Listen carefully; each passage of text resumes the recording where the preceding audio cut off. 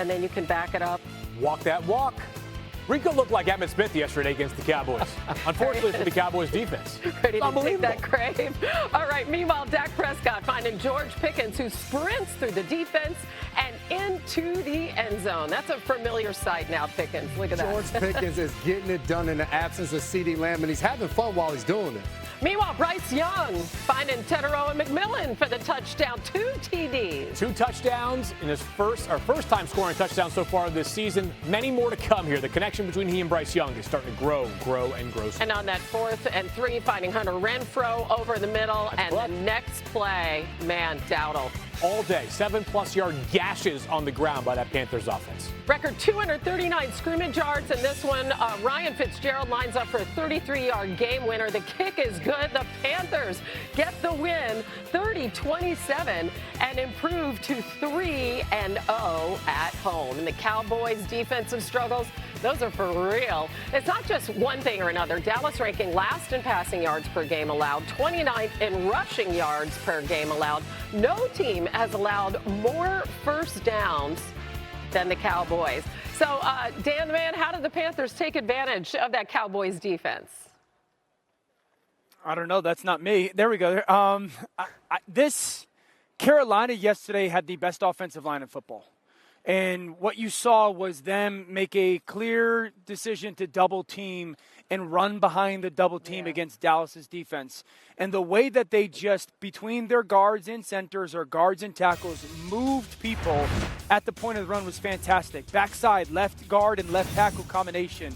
This is a huge part, some of their counter stuff. Look how far they're moving that Cowboys defender off of the ball. This is a hole for Rico Dowdle. That's an easy run for a talented back. Again, left guard, left tackle. Just watch the movement that they gain. They're taking that defensive tackle on a downhill run. He becomes opposite of the hash when he started in the middle of the field. Once again, planting them on the ground. Their tight ends were very big as well. I thought their tight ends and then the receiver, Bryson Tremaine, number 87, were big time. And this is the run that, look at that hole, guys. I mean, this is the run that they started to really lean into, that long counter as the game went on, where they pull that backside guard. Look at the pinning that they are getting from those outside blockers on those double teams and then those guards. Rico Dowdle had great patience when it comes to the vision and setting those blocks up.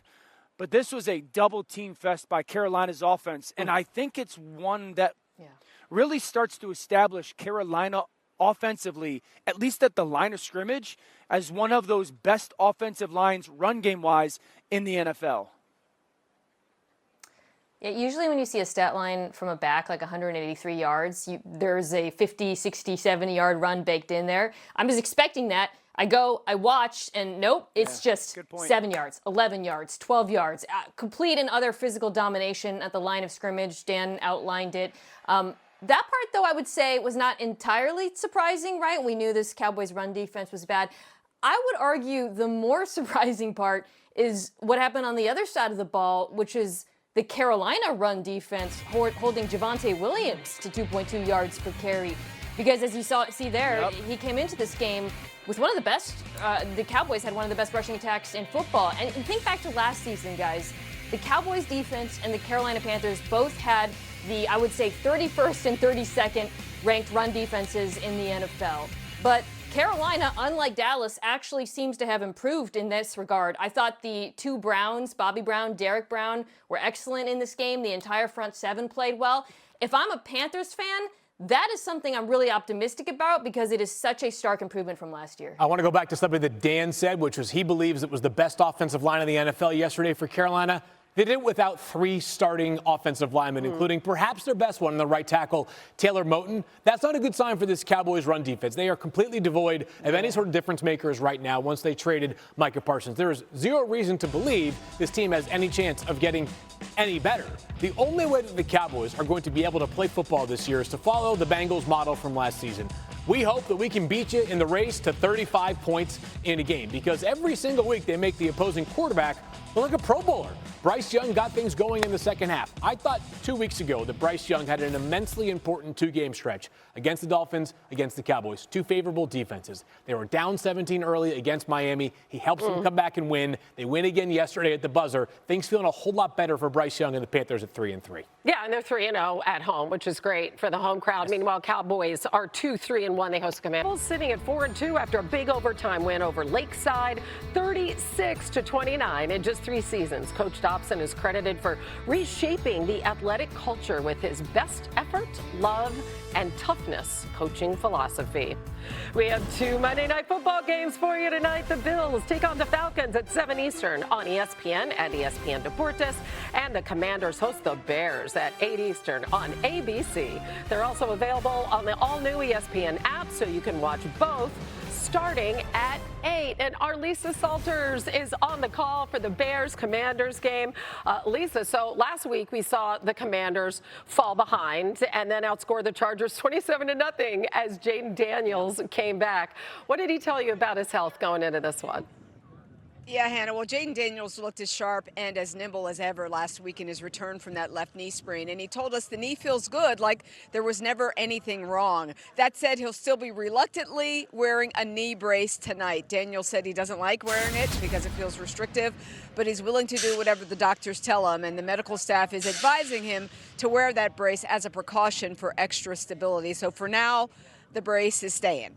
The Commanders will still be without 2 of their top pass catchers tonight. Head coach Dan Quinn said Terry McLaurin and Noah Brown are both close to returning, but they are erring on the side of caution here with their recovery from soft tissue injuries. McLaurin will miss his 3rd consecutive game because of a quad injury, and Brown his 4th straight with a groin injury. Without them last week, Daniels relied on Deebo Samuel, who had 8 catches for 96 yards and a touchdown. In fact, according to Jaden Daniels, Deebo essentially called his shot on that 8-yard touchdown catch that iced the game. It came with about a minute to go in the 4th quarter, you remember. Daniels said Samuel came to him in the huddle before the play and said, "Throw this to the back of the end zone. Trust me, I got you."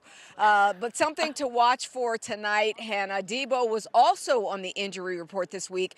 Questionable for tonight with a heel injury, but he is expected to play. Goodness, as Daniels has at least 1 passing touchdown and no interceptions in all of his starts this season. Lisa, we look forward to your call.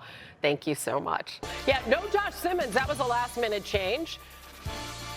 Lions at Arrowhead, and Goff under pressure. What does he do here? Throwing. Jamal Williams right over the middle. That's the one thing Goff can do. You can bring the pressure. He's going to sit in that pocket confident, and that's one heck of a celebration. Hey. Roll perfectly. Rasheed Rice comes back. Yeah, and this score comes after a turnover. Yeah, and Patrick Mahomes, his 4th rushing touchdown this season, already ties a career high for a single season. 1st and goal here. A quick flick to Hollywood Brown, J-Mac. Andy Reid is one of the best in the NFL. When you get in the red zone, he's dialing something up that's going to get into the end zone. Lions 2nd and goal on the 4, and this, what a catch by Sam Laporta-Field. Ridiculous. Like, that one right there took me about 5 replays to actually believe it was true. One hand is all he needs.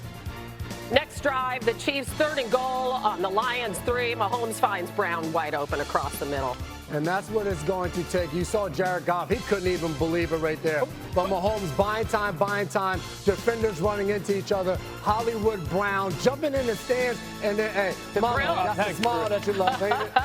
That's quite the grill, isn't it? All right. Looks pretty good when you win, doesn't it? The Xavier Worthy effect as well in full swing for Patrick Mahomes and the Chiefs, even when he isn't the target, when Worthy is on the field. Kansas City averaging 2 more yards per play, and Patrick Mahomes has twice as many touchdowns despite Worthy being on the field for only 1/3 of the season. So Dan, Rasheed Rice is also back as of today, or as soon as they start practicing. What did you see from the Chiefs offense last night?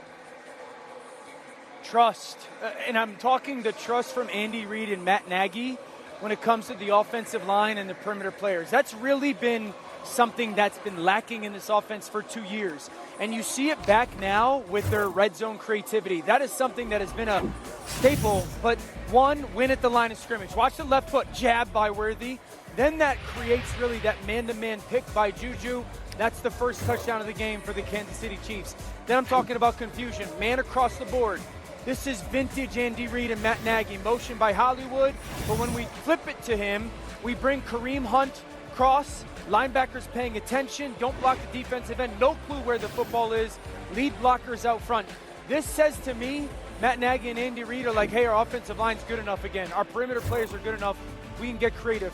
And then the final touchdown, really the one that seals the game. Once again, man-to-man. You're going to fast flow the back, snap it 4-by-1. Now look at all the traffic that they're creating for Hollywood Brown's defender to have to run through. You get linebackers running into linebackers and safeties and a lack of communication in that flood. For me, I really haven't seen this from this offense in 2 years.